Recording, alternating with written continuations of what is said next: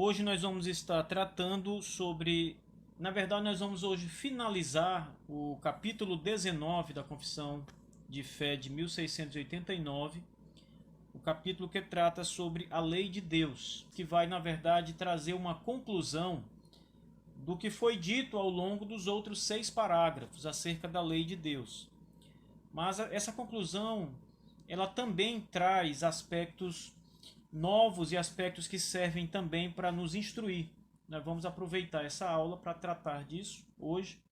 Se o tempo for nosso companheiro hoje, nós vamos começar o capítulo 20, sobre o Evangelho e a extensão da sua graça. Tá bom? Então vamos começar a nossa aula com uma oração, buscando a presença do Espírito de Deus para que Ele nos auxilie, nos ajude e nos dê o entendimento, né, e a direção necessária para aprendermos a sã doutrina. Então, curvem suas cabeças, meus irmãos, e vamos orar. Nosso Deus Todo-Poderoso e nosso Pai Celeste, muito obrigado, Senhor, por este dia. Mais uma vez, nós temos uma oportunidade maravilhosa do Teu Espírito para estudar a Tua Palavra e nos aprofundarmos acerca da doutrina revelada na Sagrada Escritura. Senhor, nós somos um povo privilegiado, Pai. O Senhor nos separou do meio do mundo. O Senhor nos resgatou dos nossos próprios pecados, da lama dos nossos pecados, da miséria do pecado, e nos conduziu até o Teu Filho amado, nosso Senhor Jesus Cristo, para a nossa salvação. Agora, Senhor Deus, nós também te suplicamos, Pai, que nos torne um povo forte na Tua palavra, que o nosso coração não somente almeje e deseje a Tua palavra, mas que a nossa mente e o nosso entendimento venha também compreender, aceitar e amar assim a Tua palavra. Portanto, Senhor Deus, nos faz conhecer a Tua doutrina, Pai. Nos faz amar a Tua palavra, mas sobretudo nos faz conhecer a verdade para podermos amá-la de todo o nosso coração. Senhor, a nossa súplica nesta noite é para que o estudo desta Confissão de Fé Batista de 1689 produza em nossos corações bom fruto e que a sã doutrina fique fixada em nossa mente, no nosso entendimento, e assim possamos ser fortalecidos no Senhor, na força do seu poder, pela Tua palavra e pelo Teu reto ensinamento. Protege-nos, Senhor Deus, contra a heresia e o falso ensino, contra todas as investidas de Satanás contra nós, o Teu povo, a Igreja Santa do Senhor. Dai-nos, Senhor Deus, capacidade e poder para preservarmos a Tua palavra enquanto estivermos caminhando nesse mundo como filhos de Deus. Ajuda-nos, Senhor Deus, a nossa oração é para que o Teu Espírito Santo nos capacite e nos ensine, sobretudo, aplique a Tua palavra ao nosso coração. Oramos em nome do Senhor Jesus, que reina, está vivo nos céus e reina para todo sempre, pelos séculos dos séculos. Amém. Vamos abrir então a Confissão de Fé Batista de 1689, no 7º parágrafo do capítulo 19. E vamos fazer a leitura desse texto, irmãos, e depois eu gostaria de começar a fazer os comentários e as devidas explicações do que a palavra de Deus nos ensina aqui. O parágrafo 7º diz assim: os supracitados usos da lei não são contrários à graça do Evangelho, mas harmoniosamente condizem com ele. O Espírito de Cristo submete e habilita a vontade do homem a fazer voluntariamente e alegremente o que a vontade de Deus, revelada na lei, requer que seja feito. Até aqui. Então, a primeira observação, irmãos, é que esse é um parágrafo bem curto. Nós temos aqui, ao contrário do 6º parágrafo, que é um parágrafo muito rico, um parágrafo longo, e um parágrafo que tem um conjunto de ensinamentos acerca da lei muito abrangente e de fato, muito preciosos também para nós. O parágrafo 7º é um parágrafo muito pequeno. Não deixa de ser um parágrafo que tem a sua relevância, irmãos. mas é um parágrafo pequeno e que trazem poucos textos aqui para a nossa meditação. Mas observe que o parágrafo 7º começa nos fazendo olhar para trás, isto é, nos fazendo olhar para os demais parágrafos que foram apresentados no capítulo 19. Os supracitados usos da lei não são contrários à graça do Evangelho. Os supracitados são, na verdade, os textos que foram apresentados ao longo desse capítulo e que devem nos mostrar, sobretudo, que eles não são contrários à graça do Evangelho. Ou seja, quando a Escritura nos mostra por muitas e muitas passagens que a lei de Deus, primeiro, ela ainda permanece em vigor, a lei moral, os 10 mandamentos, enquanto que a lei cerimonial e a lei civil, elas já caíram no seu desuso, mas a lei de Deus, a lei moral, permanece em uso. Esta lei, que deve ser obedecida por todos nós devemos trabalhar e viver as nossas vidas de tal modo que vivamos conforme a lei de Deus. Mas o que o parágrafo 7º nos lembra é que esta lei que nós devemos obedecer, ela não é contrária à graça do Evangelho. Vocês sabem que há uma grande disputa entre lei e graça. E muita gente então acredita que a lei é uma coisa, foi dada num certo período e vigorou por um certo tempo. Mas depois, com a chegada do nosso Senhor Jesus Cristo, esta lei caiu em desuso. E as pessoas que defendem isso, elas defendem que a lei moral também caiu em desuso, de maneira que o homem não está mais sujeito à lei, não precisa obedecer à lei de Deus, e que agora nós vivemos no período da graça de Deus, com o Evangelho, com a chegada de Jesus ao mundo, a lei foi abolida e o Evangelho da graça de Deus é que permanece. Mas o que a nossa confissão está nos lembrando, e nós já falamos disso inclusive ao longo desse texto, desse capítulo, é que a lei e a graça não são contraditórios. A lei não é contrário à graça do Evangelho, como a nossa confissão aqui está dizendo. Pelo contrário, a graça de Deus apresentada no Evangelho do nosso Senhor Jesus Cristo, ela está em perfeita sintonia com a lei de Deus apresentada em toda a Escritura. Na verdade, é um equívoco nós falarmos em Evangelho apenas olhando para o Novo Testamento. Porque o Antigo Testamento também não só anuncia o Evangelho, não só promete o Evangelho, como ele apresenta a graça do Evangelho também.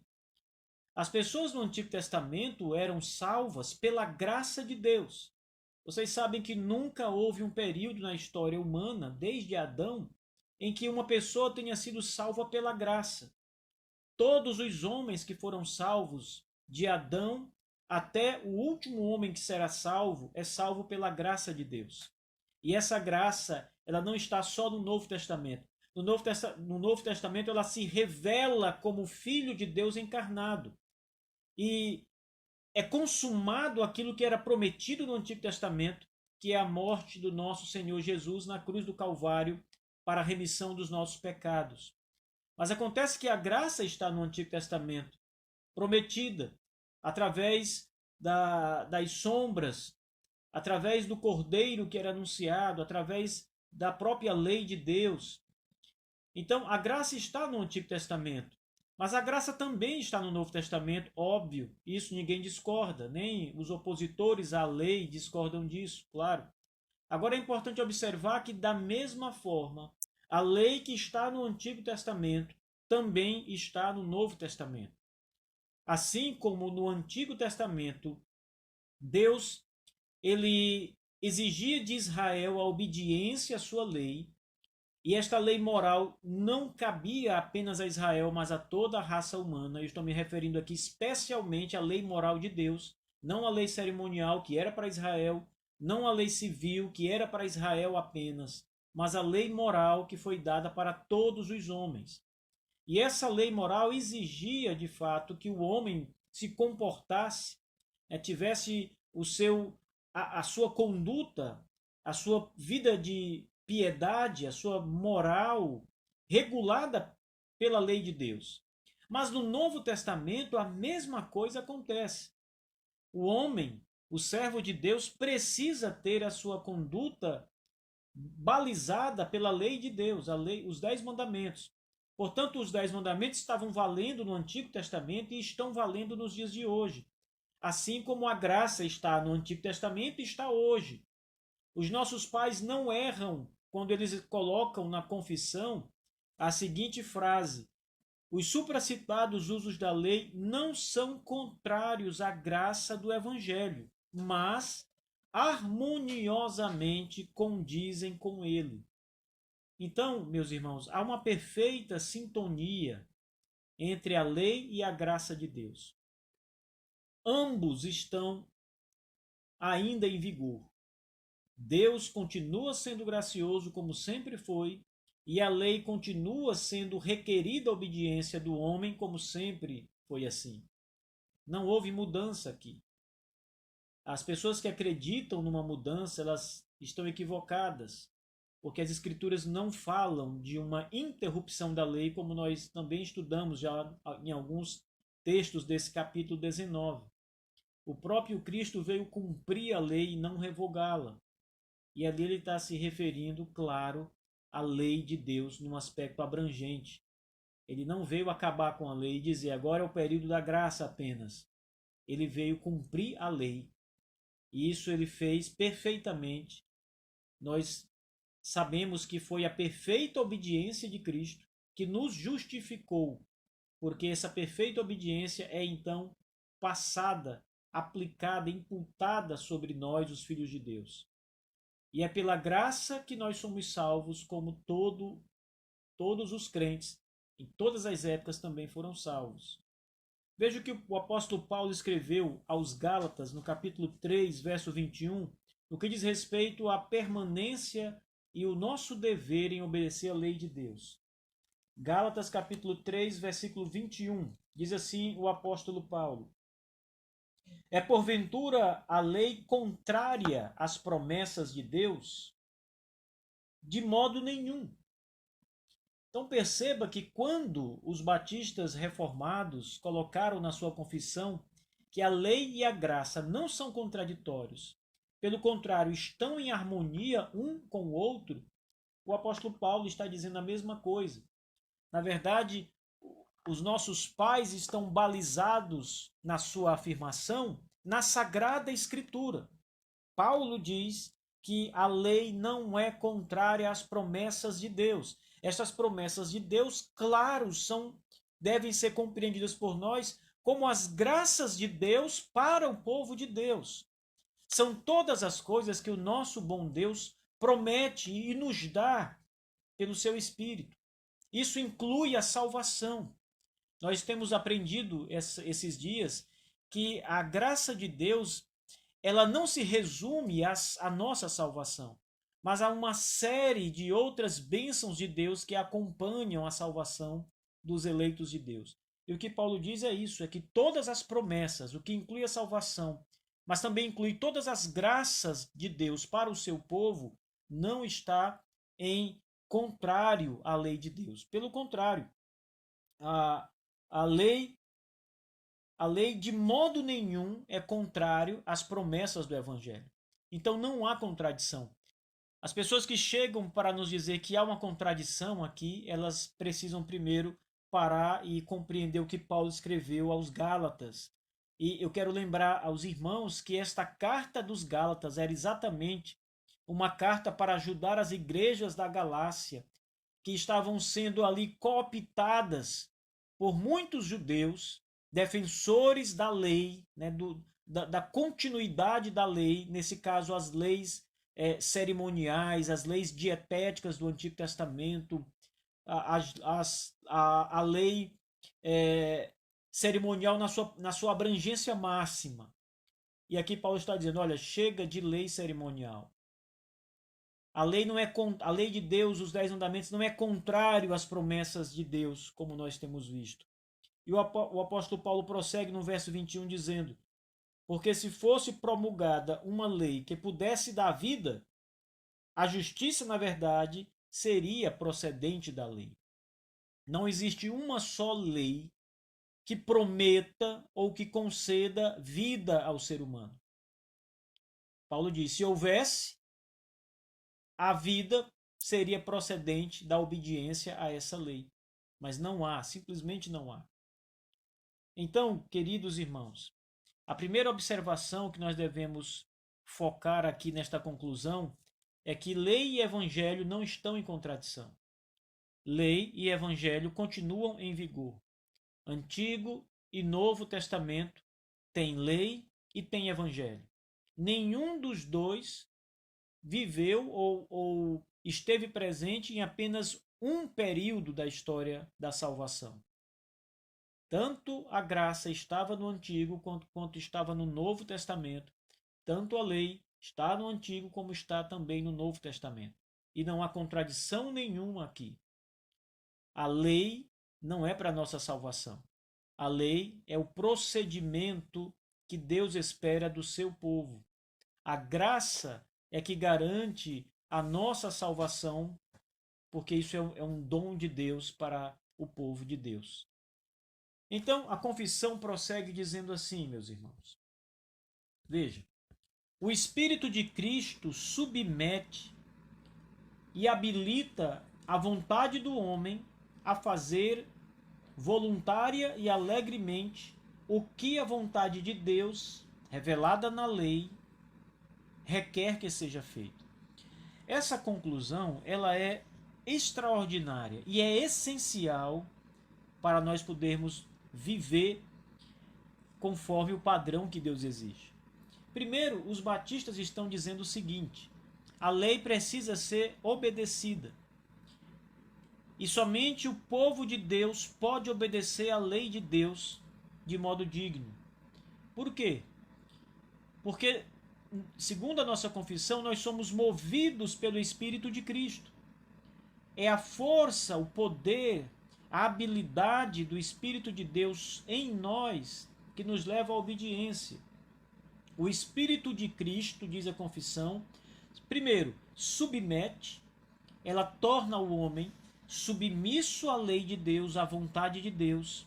Ou seja, o homem passa então a olhar a lei de Deus e a desejar cumprir a lei de Deus, a reconhecer a autoridade da lei de Deus e a se submeter a ela, a concordar com ela. Segundo, o Espírito de Cristo habilita a vontade humana a fazer o que a lei de Deus ordena.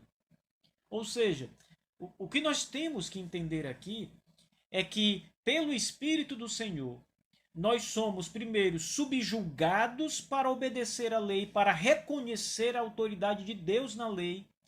Isso não de uma maneira absurda ou com um rigor que é contrário ao que nós pensamos, mas nós somos subjugados em amor para então olhar para a lei de Deus e dizer: esta é uma boa lei e eu por isso me submeto a ela. Isso é o Espírito de Deus quem faz. Mas além de nos subjugar, de nos submeter à lei de Deus, a confissão também diz que é o Espírito quem nos habilita à vontade. Ou seja, agora eu sei que a lei de Deus é correta, mas agora eu também tenho vontade de viver conforme a lei de Deus ordena, conforme os ditames da lei. Esse poder, meus irmãos, não vem de nós. Nós aprendemos que o nosso coração é contrário à vontade de Deus. O nosso coração luta contra Deus. O coração do homem caído, ele sempre vai se opor ao evangelho. Lembrem disso. Ele nunca vai gostar da lei de Deus. A lei será um enfado, será muito ruim, será rigorosa demais, será detestável para ele. Mas o homem que tem o seu coração subjugado, que tem a sua natureza subjugada pelo Espírito de Cristo, ele passa a olhar para a lei de Deus com outro olhar e a sua vontade, o seu coração passa a ser transformado pelo Espírito de Cristo, de modo que ele passa a desejar cumprir a lei do Senhor, viver conforme a lei de Deus. É por isso que o crente, meus irmãos, ele passa para uma conduta piedosa, moralmente piedosa, por causa do Espírito de Deus que se move nele. Ele passa a não concordar com muitas coisas deste mundo, porque são reprovadas pela lei de Deus, e ele agora se assemelha à lei de Deus. Ele agora quer obedecer à lei de Deus. Então essa vontade mudada é uma operação do Espírito de Deus em nós. Nós só podemos obedecer à lei de Deus se o Espírito de Deus se mover em nós. Esse é um fato. É por isso que os descrentes não obedecem à lei de Deus, porque sobre eles não está o Espírito Santo.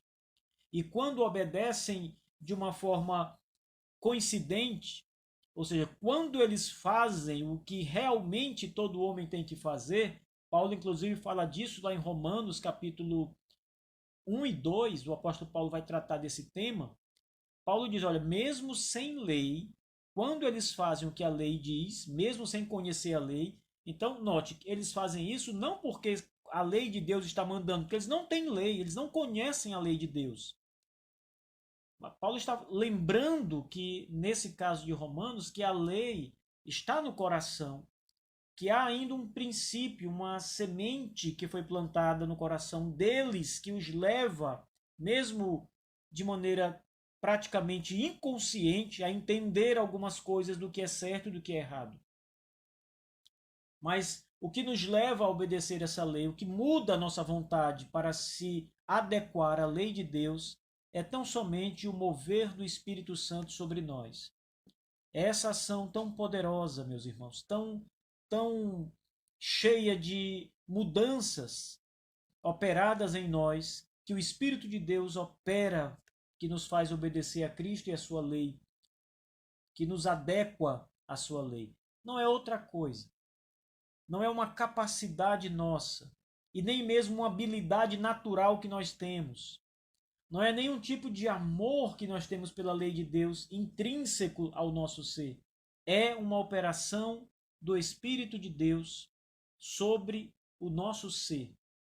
Ele toma o nosso coração, ele toma o nosso entendimento e opera mudança, de maneira que nós passamos então a nos adequar e amar, não apenas nos adequar, mas amar, concordar com a lei de Deus, porque o Espírito se move em nós e essa mudança então ela acontece. A confissão também diz que nós obedecemos à lei de Deus de duas maneiras. Primeiro, voluntariamente. Isso significa que essa mudança operada pelo Espírito de Deus nos torna desejosos de obedecer à lei. Não é o Espírito que nos obriga a obedecer à lei de Deus. Ele nos torna voluntariamente desejosos de obedecer à lei de Deus. A mudança é tão grande, irmãos, que nós passamos então a querer fazer o que a lei manda. Em segundo lugar, alegremente. Nós não obedecemos à lei aborrecidos, com raiva, fazendo aquilo que não queríamos fazer. A confissão fala que nós obedecemos alegremente. Ele nos dispõe o coração para obedecer à sua lei, mas também dispõe o nosso coração de tal modo que nós obedecemos com alegria. Não somos nem obrigados a obedecer à lei, fazemos voluntariamente e, ao fazer, não fazemos a contragosto, fazemos alegremente, felizes em obedecer à lei de Deus. Então, toda essa operação é obra do Santo Espírito de Deus em nossa vida. Não havia outra maneira de um homem obedecer à lei de Deus, senão pelo agir do Espírito Santo sobre ele. A vontade precisa ser mudada. A nossa vontade precisa ser operacionada pelo Espírito Santo para nos fazer dispostos a obedecer à lei de Deus. Então, tudo que nós fazemos em relação à obediência, não somos perfeitos. Essa operação do Espírito de Deus não torna o homem um ser infalível na obediência à lei.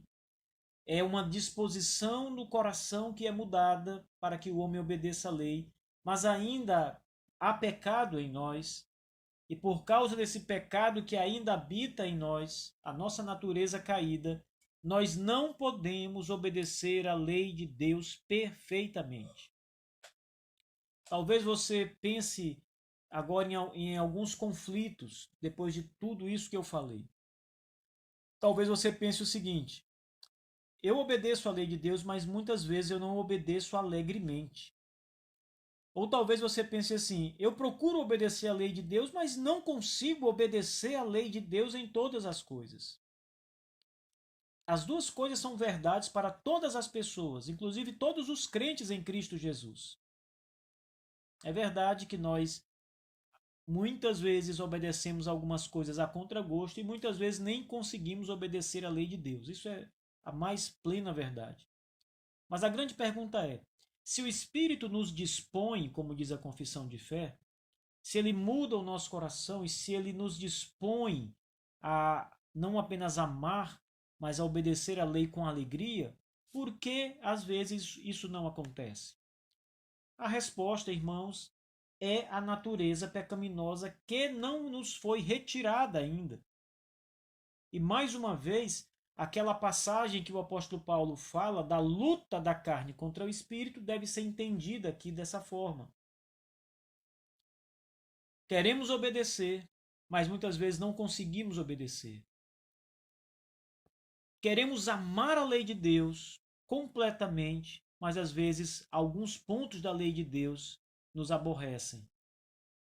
É o pecado que ainda tem força sobre nós, que nos leva a tal posicionamento, a estas circunstâncias detestáveis.